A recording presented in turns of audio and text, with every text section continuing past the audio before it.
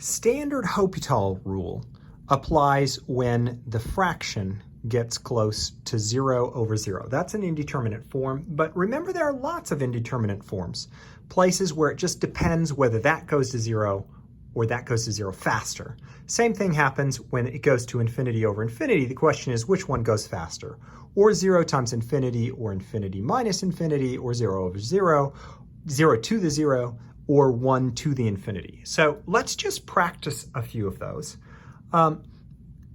It's important to note that when you're using Hopital's rule, you have to make it a fraction. So it has to be a fraction. These forms in particular are going to become fractions. Make them fractions. And we'll talk about how to do that.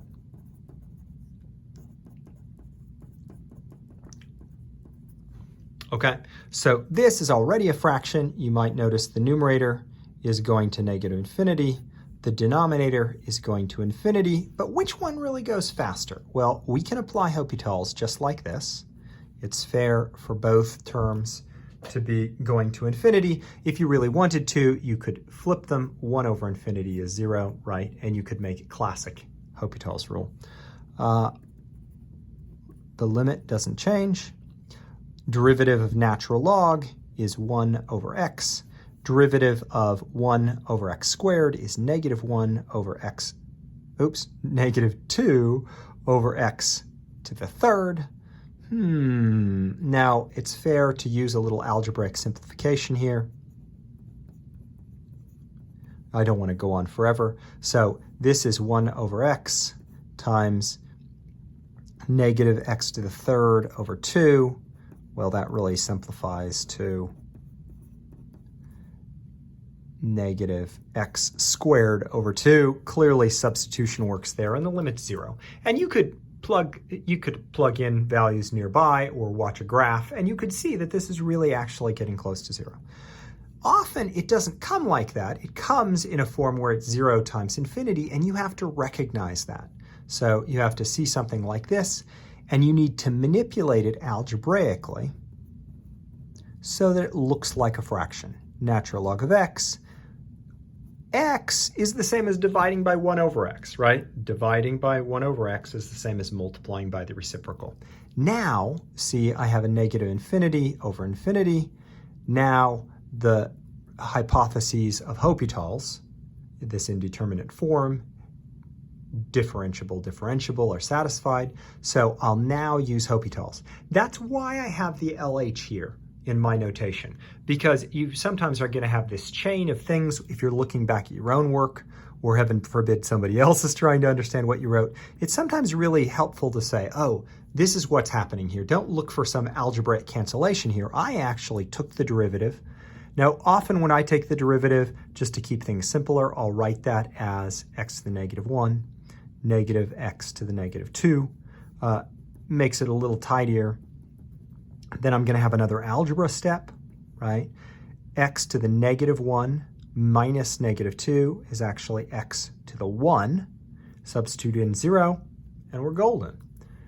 Notice here I have something that's infinity minus infinity. This is going to 1 over 0. This is going to 1 over 0. So what's really happening here? Now, again, I have to make it a fraction. How do I make this a fraction? I combine the two things. So I need a common denominator. How about x squared times sine x? Let's see what happens.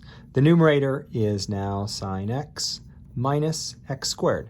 Everybody can agree that goes to 0. That goes to 0. So I'm in an indeterminate form where Hopital's applies.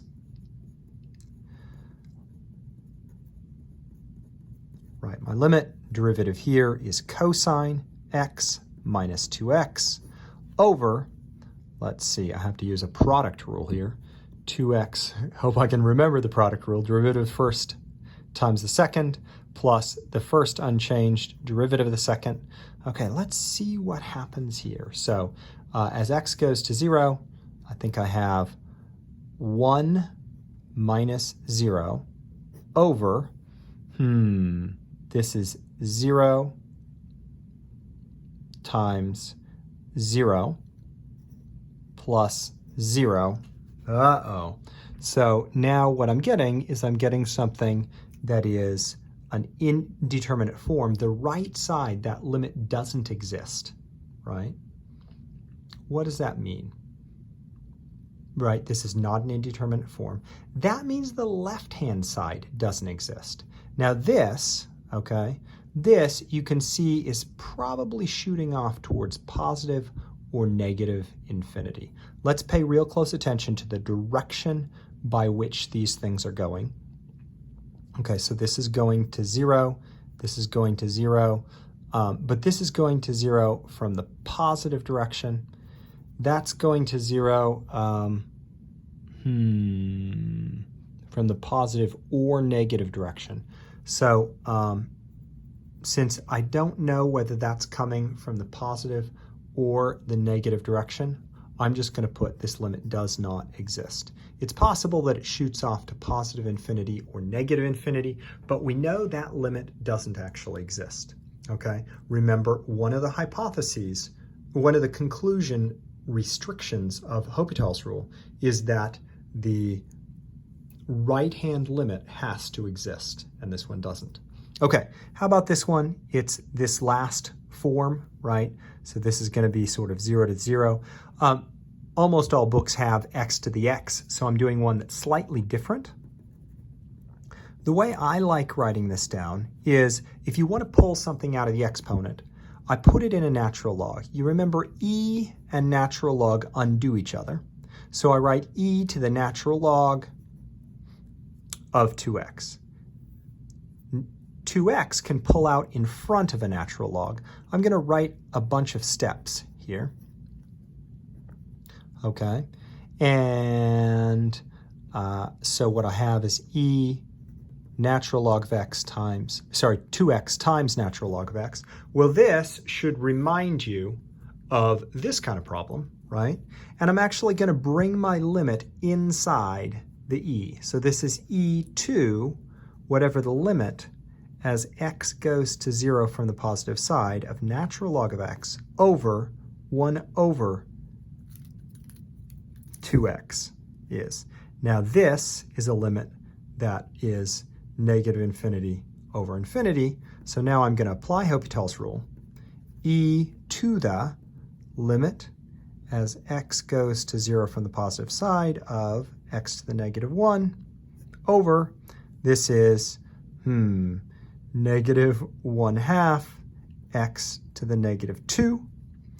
Simplifying this down, I have e to the limit as x goes to 0 from the positive side of the reciprocal of 1/2 is negative 2. Negative 1 minus negative 1 is x. What happens as x goes to 0 here? Substitution says this is e to the 0, which is 1. That limit goes to 1. We'll put this next piece on a different video.